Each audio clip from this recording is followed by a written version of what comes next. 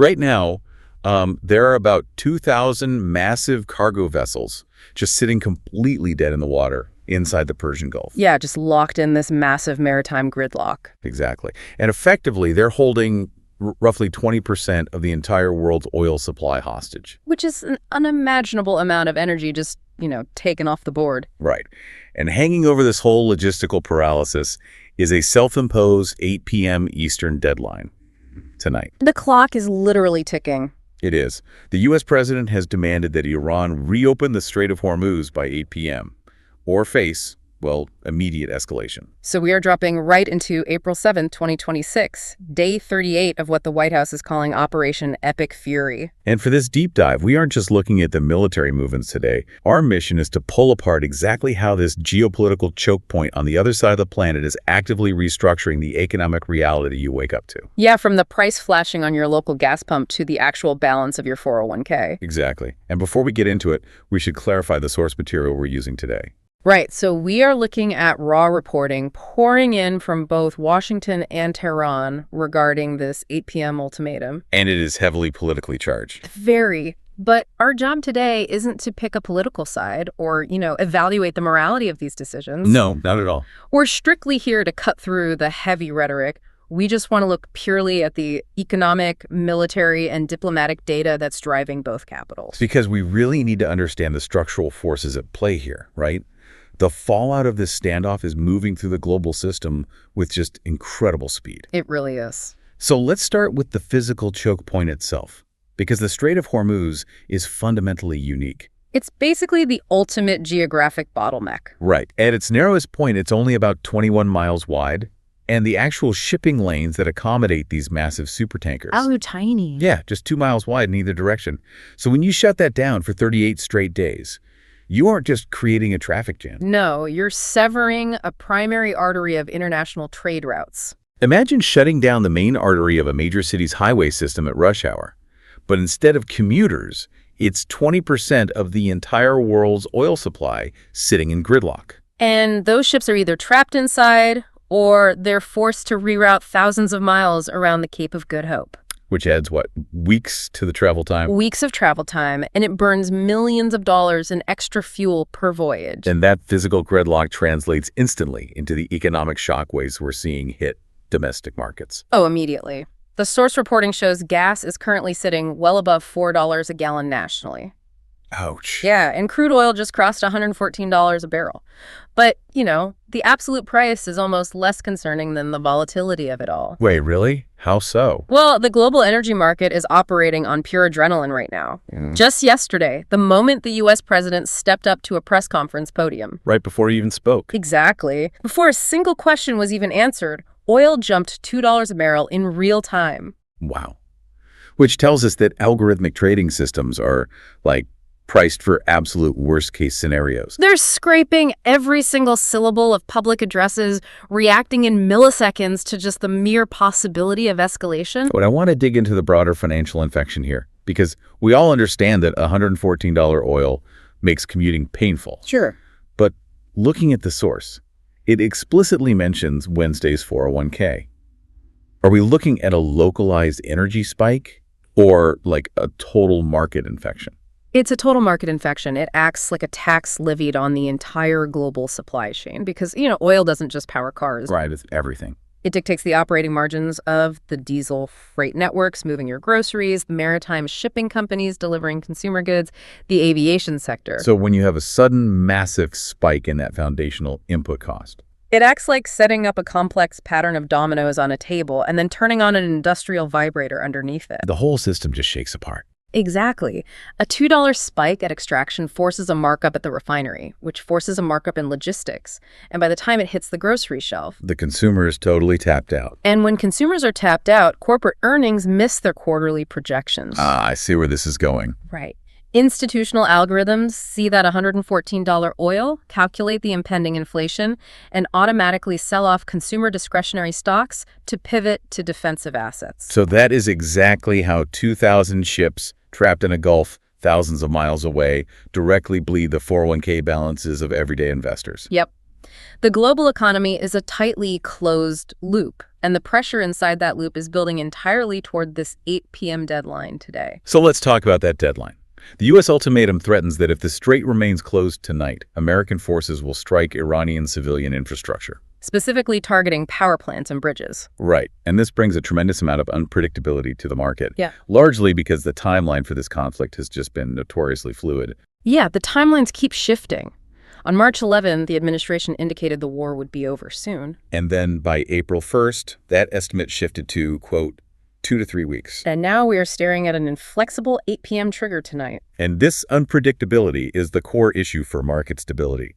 When a reporter pressed the commander-in-chief yesterday on whether he was winding the war down or escalating it, his literal response was, "I don't know. It depends what they do." What's fascinating here is that phrasing is a nightmare for risk mitigation protocols. Totally. You have a massive military machine operating on a reactive, improvised strategy. Okay, let's unpack this for a second. If America bombs Iran's power grid, wouldn't that just guarantee that oil prices skyrocket even further? Yes. That is the central paradox of this ultimatum. Taking offline the electrical grids and transportation networks in the region almost guarantees a further disruption to the global energy supply. Because you can't surgically separate a country's civilian power grid from the energy infrastructure required to pump and process crude oil. Exactly. You are attempting to solve an economic crisis with kinetic action that will likely accelerate it. And the Iranian government is acutely aware of this dynamic. Oh, they definitely know they hold the economic high ground here. Their foreign minister publicly warned that such strikes would have, quote, destructive effects on global energy and the economy.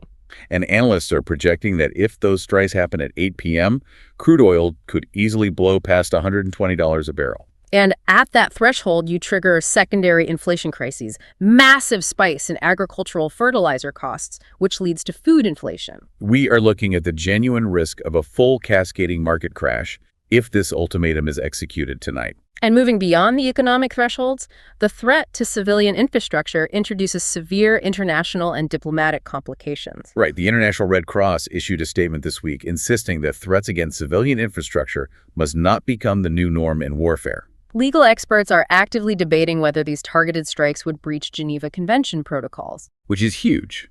When you cross the line from military targets to essential civilian services, you permanently alter the international community's willingness to tolerate the campaign. Which isolates the U.S. diplomatically at the exact moment they need leverage.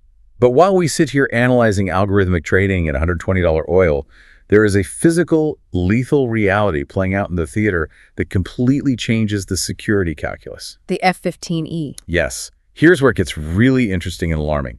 An American F-15E Strike Eagle was shot down over Iran. And this detail seems to be a bit buried under the economic panic in the reporting, but tactically, it is a massive shift. Huge. Military analysts note that for over 20 years, the United States military has operated with virtually uncontested air superiority in its conflicts. Right. So the fact that a highly advanced dual-role fighter like the F-15E was brought down by enemy fire means that era of undisputed dominance in this region is just over. Bringing down that specific airframe requires highly sophisticated, multi-layered, integrated air defense systems. It means the airspace is entirely lethal now. And the downing of a single aircraft immediately initiates a cascading drain on domestic security and military resources. Because when a pilot goes down in hostile territory, every other objective takes a back seat to the combat search and rescue operation. And the logistics of that rescue operation were staggering. The source detailed how the crew member evaded capture for over a day. Yeah, moving through really rugged, hostile terrain. Pulling that individual out doesn't just mean sending in a helicopter. It requires electronic warfare aircraft to jam enemy radar. You need fighter escorts for air-to-air defense. Aerial refueling tankers and literally hundreds of personnel on the ground. We are talking about elite assets. Special operations forces and CIA operatives diverted entirely to securing one individual. It demonstrates that Operation Epic Fury has escalated far beyond just a maritime blockade. American service members are actively navigating contested, highly lethal environments. So if the 8 p.m. deadline tonight triggers a massive strike package against Iranian infrastructure, the U.S. will have to send dozens of aircraft back into that exact same lethal airspace. And the requirement to suppress those advanced enemy air defenses will stretch military resources to their absolute limit. You combine highly capable enemy air defenses with a commander-in-chief operating on an, I don't know, escalation path. Well, the domestic security risks compound exponentially. Exactly. So this forces the question of diplomacy. With the stock market teetering, aircraft falling, and ships trapped, who is trying to stop this? The back channels have to be working in overdrive to find an off-ramp before 8 p.m., and regional actors are stepping in out of sheer economic self-preservation. Like Oman. All right. Oman is currently facilitating direct talks with Iran regarding the Strait of Hormuz. Because Oman's geography puts them right on the choke point. And historically, they've maintained a strict neutrality that lets them mediate when Western and Iranian relations break down. Pakistan and Egypt are also aggressively trying to keep basic communications open to stabilize the global energy supply. They're incredibly vulnerable to this disruption. Egypt relies heavily on transit fees from the Suez Canal, which just plummets when ships stop moving through the Red Sea and Persian Gulf. And Pakistan's economy requires an uninterrupted flow of affordable energy imports, literally just to keep their lights on. So they're fighting to stabilize international trade routes because their domestic survival depends on it. And those diplomatic pressures actually materialized into a concrete proposal. A coalition drafted a formal 45-day ceasefire. And the objective was to completely halt military actions, stop the clock on all ultimatums, and basically create a window for structured negotiations. But both Washington and Tehran rejected it completely. So what does this all mean?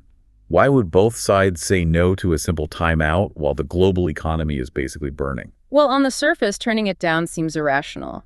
But if we look closely at the military logistics driving this conflict, a temporary pause is actually a strategic trap for both sides. Okay, let's look at both perspectives, starting with the U.S. The White House dismissed the ceasefire with a single phrase: Operation Epic Fury continues.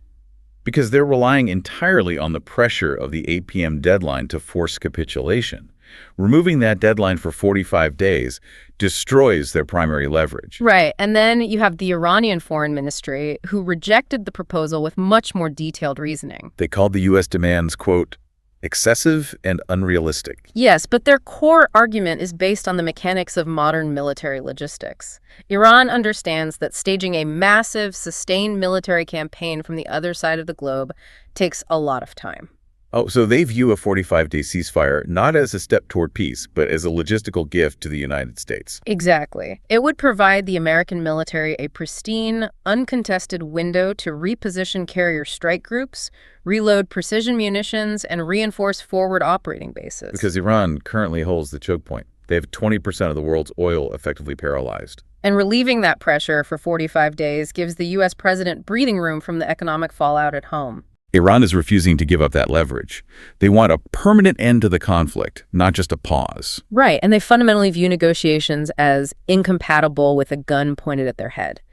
You can't really demand a conversation while maintaining an 8 p.m. ultimatum to bomb their national infrastructure. So the diplomatic channels are paralyzed because the fundamental nature of economic warfare is all or nothing. Neither side can afford to blink without sacrificing their primary strategic advantage. Which leaves us staring directly at the clock.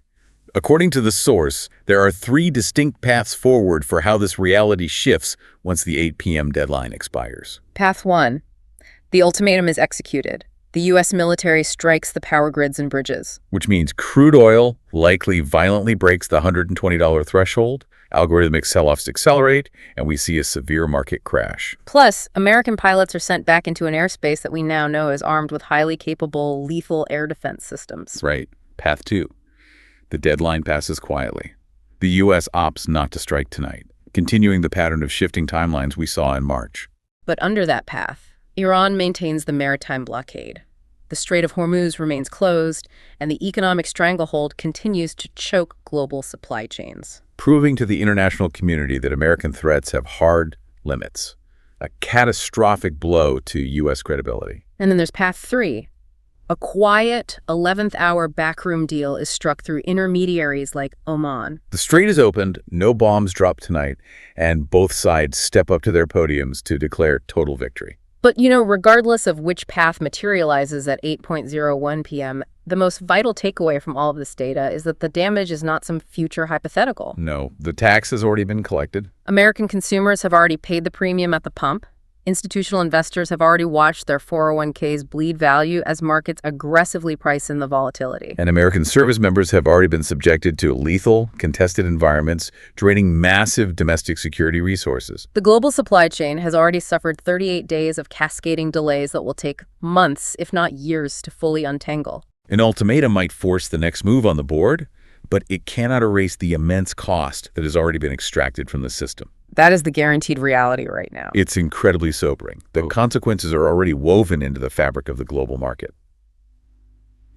Well, thank you for joining us as we unpack the economic mechanics, the tactical shifts in the airspace, and the diplomatic paralysis of Day 38. It's a lot to process. It really is. And before you close out this deep dive, take a moment to ponder something that wasn't explicitly covered in the text today. If a single geopolitical choke point like the Strait of Hormuz can trap 2,000 ships and instantly threaten your personal retirement savings in just 38 days, how fragile are the supply chains holding up our daily lives, really? And what will it take for the global economy to finally build immunity to these kinds of energy hostage situations?